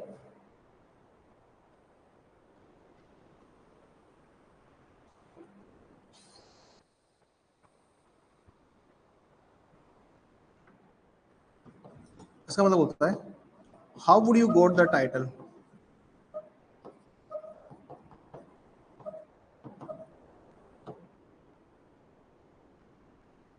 इसका मतलब होता है कि आपको हक किस तरह प्राप्त हुआ।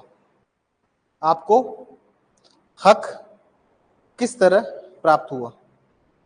आपको हक किस तरह प्राप्त हुआ। मैं आपको बहुत सारे एग्जांपल्स दूंगा, समझना और करना। देखिए यहाँ पे ये सवाल एविडेंस में पूछा हुआ है इसलिए बता रहा हूं, और समझना। क्योंकि सर अल्टीमेटली क्या होता है ना, मैं आपको थोड़ा सा, 3 चीजें होती है, matter in issue, fact in issue और इशू ऑफ फैक्ट। ये तीनों चीजें समझ लो आप पहले। मैटर इन इशू क्या होता है इसको भी समझो। विवादक विषय क्या होता है समझना।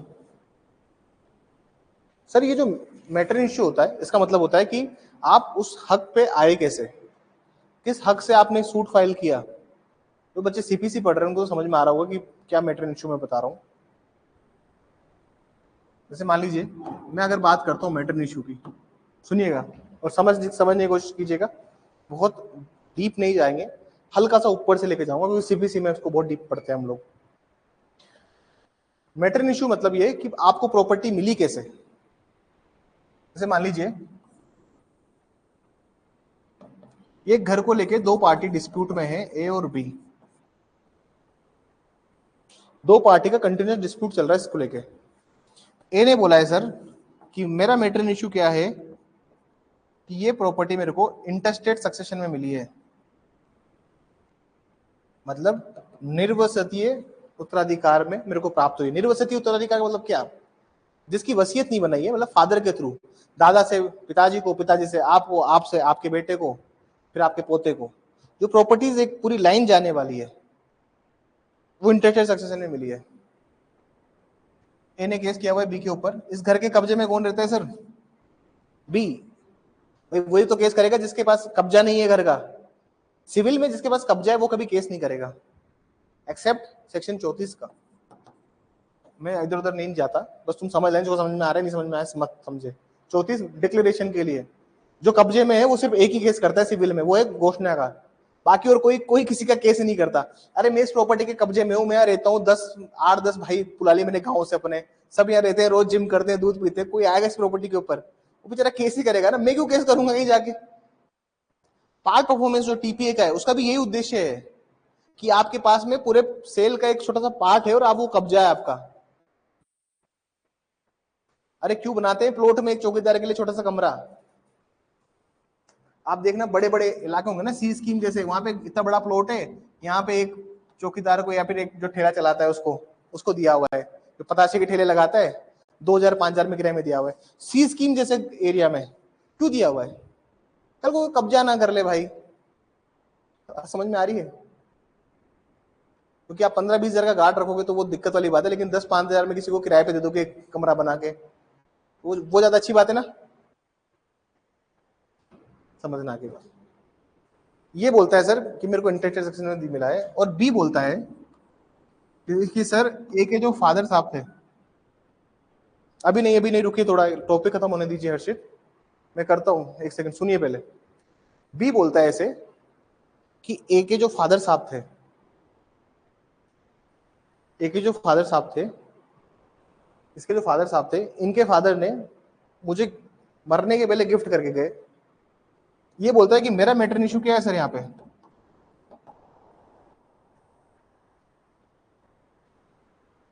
समझ में आ रही बात? ये मैटरन इशू की कहानी है, इतना समझ में आया?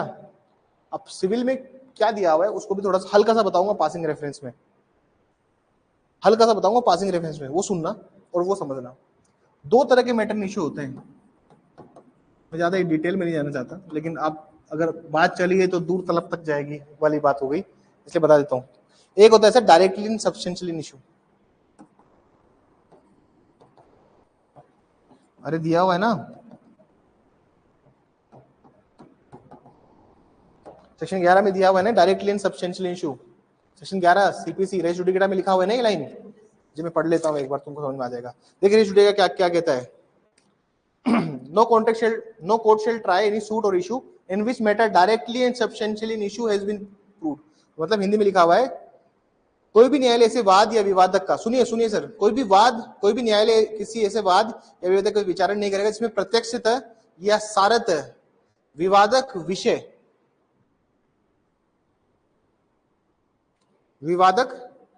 मैंने क्या लिखवाया आपको? विवादक विषय लिखवाया ना, तथ्य के विवादक विषय, ये लिखा ना, विवादक विषय तो लिखवाया ना, ठीक है। विषय कर दीजिए, विवादक विषय कर लीजिए प्लीज, मैटर इशू को विवादक विषय, तथ्य वथ्य हटा दीजिए, तथ्य के विवादक को कर लीजिए। अरे भैया मैटर इशू की बात करो, जो सवाल लिखवाया भी मैंने।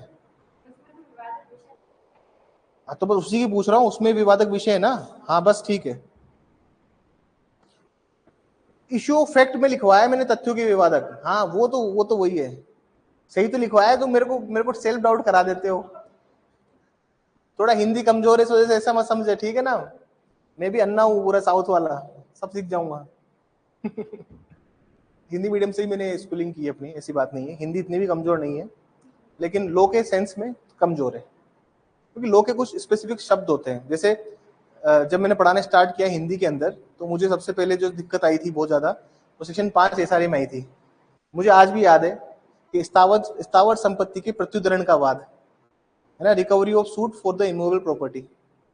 और अब वो शब्द ऐसे चढ़े हैं कि वो शब्द नहीं भूलते, लेकिन एक एक बार जब तक पूरा लॉ नहीं पढ़ा दूंगा तब तक वो शब्द दिक्कत करेंगे। सर इसमें लिखा हुआ है directly and substantial in issue, लिखा हुआ है, इसको हिंदी में कहते हैं प्रत्यक्षतः या सारतः विवादक विषय,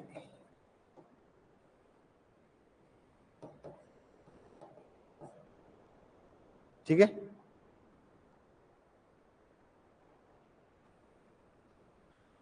एक और होता है सर, एक और होता है, गूगल का नाम लिख लेता हूँ मेरे को, कोलेटरल इंसिडेंट।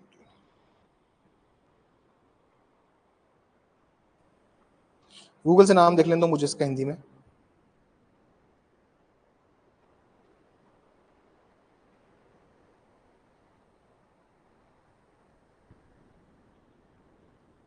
इसको बोलते हैं संपार्श्विक रूप से और संयोगवश मुद्दे। पहले हिंदी में लिख देता हूं मैं, संपार्श्विक रूप से और संयोगवश मुद्दे, मतलब हिंदी में इसको कहते हैं हम लोग सर, मैटर इशू दो तरह का होता है। मैं अब यहां तक की कहानी तो सबको सभी को पता है कि मैटर इशू क्या होता है, लेकिन इसके बाद की कहानी कभी नहीं पढ़ाई मैंने, ना मॉर्निंग में पढ़ाई है ना इवनिंग में पढ़ाई है, लेकिन यहाँ बता रहा हूं मैं। और यहाँ पे इसलिए बता रहा हूं मैं क्योंकि आपको समझना जरूरी है, तब जाके आगे के टॉपिक, कुछ एक दो टॉपिक ऐसे हैं जो समझ में नहीं आएंगे। समपार्श्विक रूप से संयोगवश मुद्दे, मतलब इसको हम लोग कहते हैं collateral and incidental issue. Collateral and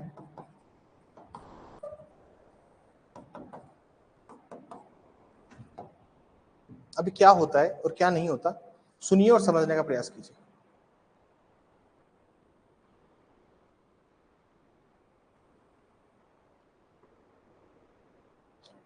अपना सवाल क्या था?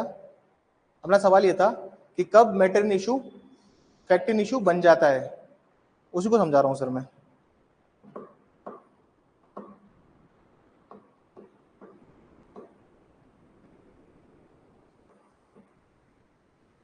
जी, अब थोड़ा सा फोकस कीजिएगा इधर, ठीक है ना। मैं इसको थोड़ा जूम आउट करता हूँ और आगे की कहानी समझना।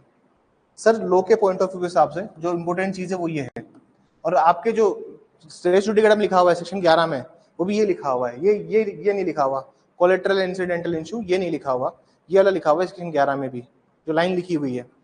ये वर्ड हमारे लिए जरूरी नहीं होता इसको प्रूव करना मैटर इशू में, इसको प्रूव करना जरूरी नहीं होता। तो क्यों जरूरी नहीं होता सर? वो क्या होता है सर, मान लीजिए ये जरूरी इसलिए नहीं होता क्योंकि ये कोलेटरल होता है, ये समपार्श्विक होता है। कोलेटरल का मतलब होता है कि मेन इवेंट से नहीं आ रहा है ये। जैसे मतलब गिफ्ट लिया है तो डायरेक्ट लिया है ना सर, डायरेक्ट आप ही को गिफ्ट देके गए, ऐसे थोड़ी ना कि 5 जनरेशन पहले गिफ्ट देके गए जिसको आपने कभी हक ही नहीं जमाया। अरे गिफ्ट का पर्पस क्या होता है? गिफ्ट दिया है तो गिफ्ट को हैंड टू हैंड एक्सेप्ट करना पड़ेगा उसके मरने के पहले, तभी गिफ्ट वैलिड है। लेकिन मान लीजिए गिफ्ट गिफ्ट ऐसे दिया और उस पार्टी ने कुछ एक दो पीढ़ी तो एक्सेप्ट ही नहीं किया, वो पार्टी का गेम और हो गया। अब आप आ रहे हो कोलेटरल ट्रांजेक्शन के लिए कि आंशिक रूप से हमने उस टाइम एक्सेप्ट कर लिया था, नहीं किया था, उन मैटर इश्यूज को नहीं उठा सकते आप जो उठाओगे सिर्फ डायरेक्ट मैटर इश्यू को उठाओगे। अगर गिफ्ट दिया है, आपको दिया, आपने एक्सेप्ट किया है, आपको दिया, आपके फादर ने एक्सेप्ट किया है। ऐसा नहीं कि 4 पीढ़ी के पहले कोई गिफ्ट दिया था, राजा महाराजा हमें 500 बीघा जमीन देके गए थे, है ना। हो सकता है ना कि महाराजा रणकपुर ने हमें 1000 बीघा जमीन दी थी उस समय, आपके 4 पीढ़ी पहले। अब किसने दी थी 4 पीढ़ी पहले? खातों में तो हमारी चल रही है। आप समझो उस बात को, और कोलेटरल नहीं होना चाहिए। मतलब मैटर इश्यू, अगर मैं बोल रहा हूँ ना कि मेरे को ऐसे ये वाली प्रॉपर्टी मिली है, और एग्जांपल लो तुम इसको, आगे वाला पॉइंट समझ में नहीं आएगा अगर ये समझ में नहीं आएगा तो। मान लीजिए आज मैं एक प्रॉपर्टी पे सूट फाइल करता हूँ, मैं सूट फाइल कर रहा हूँ प्रॉपर्टी पे, मैं इस प्रॉपर्टी को कह रहा हूँ कि सर इस, मान लीजिए मैं किराए के मकान में रहता हूँ, या फिर मान लीजिए मैं एक किराए का कमरा लेके आरजीएस की तैयारी करने आया जयपुर में, वही 2016 वाला प्रतीक। अब मैं तैयारी करने यहाँ पे आया हूँ, एक किराए का कमरा लिया है, मुझे इसने इलीगली डिस्पोजेस कर दिया। मेरा टाइटल क्या है? मेरा मेरा मैटर इशू क्या है? क्या है मेरा मैटर इशू? मुझे टाइटल कैसे मिला था? टेनेंसी के थ्रू मिला था, टेनेंट था मैं यहाँ पे, किराएदारी अधिनियम के अंतर्गत में आया यहाँ पे, मैं सर यहाँ पे टेनेंट हूँ, मैं ओनर तो नहीं हूं ना। जिस मकान मालिक के खिलाफ मैंने केस फाइल किया वो क्या हो गया सर? झूठ। वो क्या हो गया सर? उसका क्या है सर टाइटल? वो ओनर है, ऑनर वो कैसे भी वैसे हो सकता है, वो इंटरेस्टेड सक्सेशन से हो सकता है, क्या पता उसने वो प्रॉपर्टी खरीदी हो। बात समझिए, ये पूछना कि आप क्या है सर प्रॉपर्टी के अंदर, क्या हक है आपका, ये मैटर इन इशू है।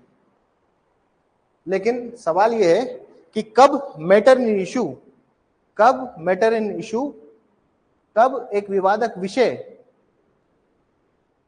विवादक तथ्य बन जाता है, कब विवादक मतलब कब matter in issue fact in issue बन जाता है, मतलब कब एक विवादक विषय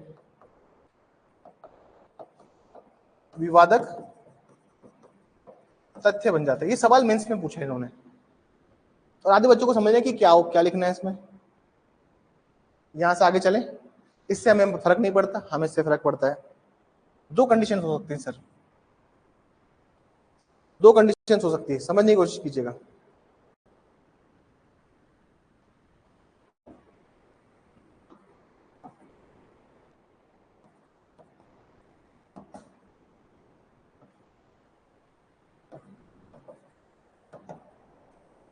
अगर आपने उस मैटर इश्यू को नहीं उठाया था तो क्या लग जाएगा, कंस्ट्रक्टिव रेस जुडिकेटा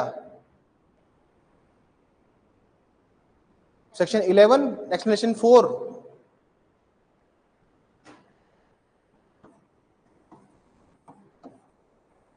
मैं इस घर पे क्लेम चाहता हूं, मैंने बोला ये घर मुझे विल में मिला है, वसीयत में मिला है। दूसरी पार्टी बोल रही नहीं नहीं, ये घर तो मुझे गिफ्ट में मिला है। ठीक है ना, ये पार्टी केस हुआ और सर ये आदमी केस हार गया। कुछ टाइम बाद ये फिर से कहता है, फिर से केस फाइल करता है और अब बोलता है कि ये जो घर था ना सर, ये घर तो मुझे, ये जो घर है मुझे सर इंटरेस्टेड सक्सेशन में मिला है। किसमें मिला है? इन अनिर्वसित अधिकारी मिला है। क्या ये सेकंड सूट फाइल कर सकता है क्या इसी ग्राउंड पे? क्या ये सूट नंबर 1, 2 फाइल कर सकता है क्या? क्या ये सेम सूट फाइल कर सकता है क्या इस ग्राउंड पे? नहीं कर सकता, क्योंकि कंस्ट्रक्टिव रेस जुडिकेटर इसको रोकता है। और ये दिया हुआ है सेक्शन 11 एक्सप्लेनेशन 4 के अंदर, लिखा हुआ है इसके अंदर साफ साफ। एक्सप्लेनेशन 4 में पढ़ के सुना देता हूं। ऐसे किसी भी विषय के बारे में जो पूर्ववर्ती वाद में प्रतिरक्षा आक्रमण का आधार बनाया जा सकता था और बनाया जाना चाहिए था, समझा जाएगा कि वाद में प्रत्यक्षतः सार्थक विवादक रहा है। मतलब हिमालय की कोर्ट ने कि पहले वाले सूट में हो गया उसका गेम ओवर। तो हम वापस से उसी अपने मुद्दे पे आते हैं कि अगर रेज नहीं किया तो क्या लग जाएगा sir, section 11 explanation constructive res judicata लागू हो गया। और अगर आपने उठा दिया, अगर आपने रेस कर दिया है कंस्ट्रक्टिव रेस जुडिकेटा को, मतलब सॉरी क्या डायरेक्टली सब्सटेंशियल इश्यू को आपने रेस कर दिया है, आपने बोल दिया कि इंटरेस्टेड सक्सेशन विल गिफ्ट में कैसे मालिक बना उसने बता दिया, आपने रेस कर दिया एक पार्टी ने। यहां से भी दो चीज हो सकती है सर, आप जब भी कोई चीज को रेस करेंगे, आप जब भी कोई चीज को रेस करेंगे, इसकी भी दो कहानी हो सकती ना। इसकी एक कहानी क्या हो सकती है, इसकी एक कहानी ये हो सकती है कि आपने कोई भी बात रेस करी, दूसरी पार्टी या तो उसको स्वीकार कर लेगी, एडमिट कर लेगी ना दूसरी पार्टी ने उसको स्वीकार कर लिया। अगर उसने एडमिट कर लिया कोई भी बात को, तो कोई इश्यू ऑफ फैक्ट नहीं है, मतलब आपके बीच में कोई विवाद हुआ ही नहीं, तो हुआ कोई विवादक तथ्य, आपके बीच में कोई विवादक तथ्य नहीं है। लेकिन वहीं दूसरी पार्टी ने डिनाई कर दिया, मतलब प्रत्याख्यान कर दिया उसने, मना कर दिया उसने, दूसरी पार्टी ने, कि मैं नहीं मानता इसको विल के थ्रू मिला है, मैं नहीं मानता इसको गिफ्ट के थ्रू मिला है, मैं नहीं मानता इसका कोई हक है इंटरेस्टेड सक्सेशन में भी, मैं नहीं मानता। तो जैसे ही उसने नहीं माना, अपोजिट पार्टी ने डिनाई किया, डिनाई करते क्या बन जाएगा सर, ये आपका जो मैटर इश्यू आपने जो रेस किया था यहाँ पे, वो यहाँ पे क्या बन जाएगा, ये आपका विवादक तथ्य बन जाएगा।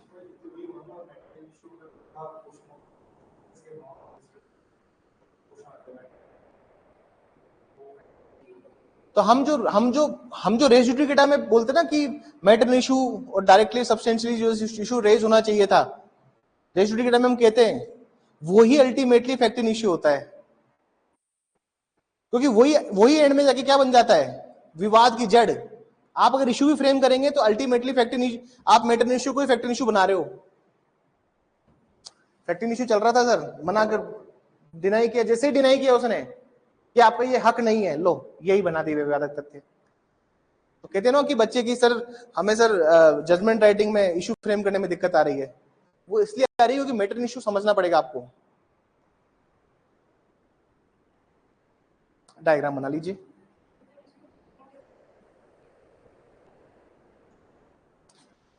वो तुम्हारी कला है वो तुम्हारी कला है, तुम्हारी समझ है वो।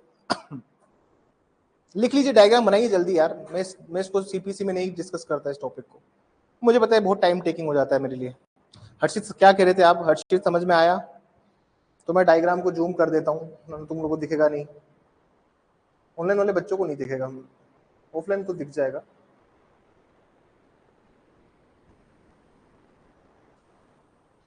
हर्षित समझ में आया? क्या सवाल था वो पूछिए। अब वो क्या होता है ना, एकदम से मेरा फ्लो चला जाता है। सवाल पूछिए, कोई दिक्कत नहीं है, एक बार थोड़ा सा मेरे को वेट कर लेने दिया कीजिए। आपके सवालों के लिए तो मैं बैठा हूं यहाँ पे। हाँ जी सर, समझ में आया? आसान है, बेहद आसान। आप सीपीसी पढ़िए एक बार, इसमें सीपीसी है आपके पास? उनको डायरेक्ट दो एक बार, उनको सीपीसी दिखाओ। अब सीपीसी का जब सच्चा आईना देखेंगे तब उनको समझ में आएगा कि सीपीसी में तो खेल चल रहा है, और उसी खेल को आधा खत्म किया हमने आज। पर सवाल आया है एग्जाम में, मैं पूछूंगा। हर्षित मुझे बताना क्या समझ में आया नहीं आया, आप क्या मैसेज नहीं आ रहा है?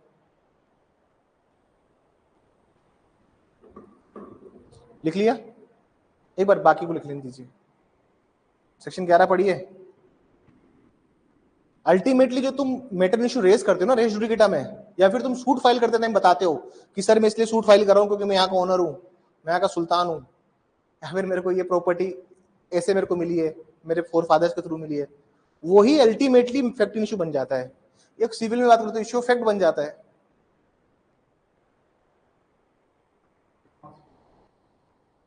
देखना पड़ेगा मुझे एक बार।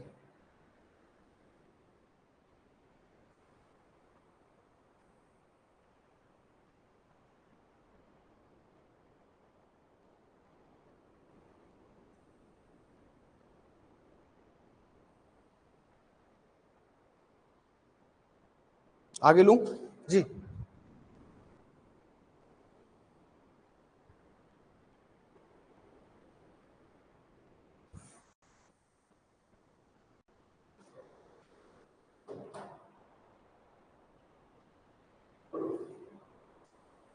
आया समझ में सर?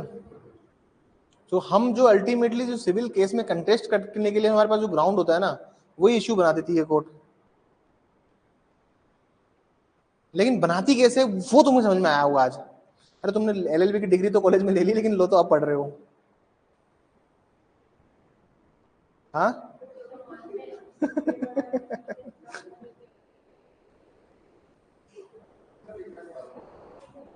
कॉलेजेस में डिपेंड करता है मास्टर पे,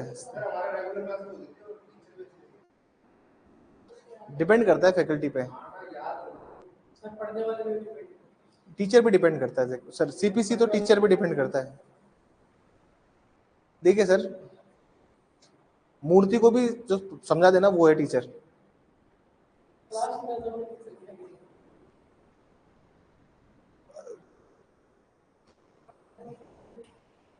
बच्चे के अंदर पढ़ने की भी भूख होनी चाहिए।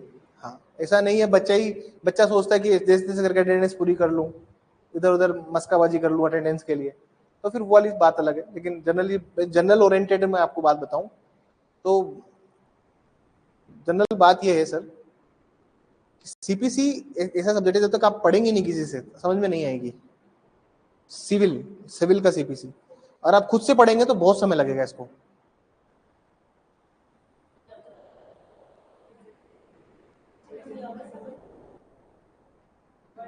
बुक्स पढ़े, अब बुक्स पढ़ने की हैबिट नहीं है ना आप लोगों की।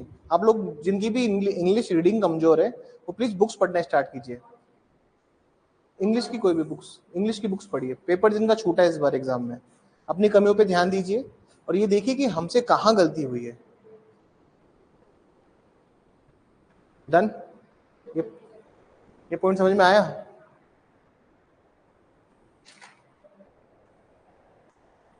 अब हम समझते हैं रिलेवेंट फैक्ट क्या होते हैं। रेलेवेंसी ऑफ फैक्ट्स क्या होता है कि फैक्ट रिलेवेंट कब होता है। अब तक हमने क्या समझा सर? Fact in issue. चलिए आज के लिए इतना ही है, बस एक्सरसाइज निकाल लीजिए।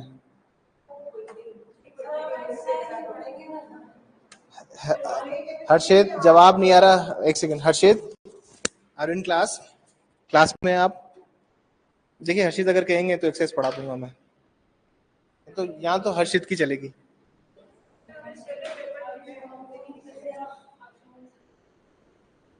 शुभम बताए क्या क्या है?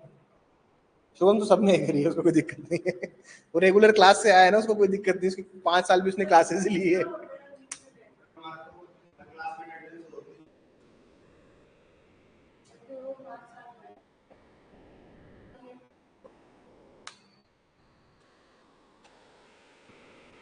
चलिए ठीक है, ठीक है। That's all for today. That's all for today. We will continue from tomorrow. Okay, take care.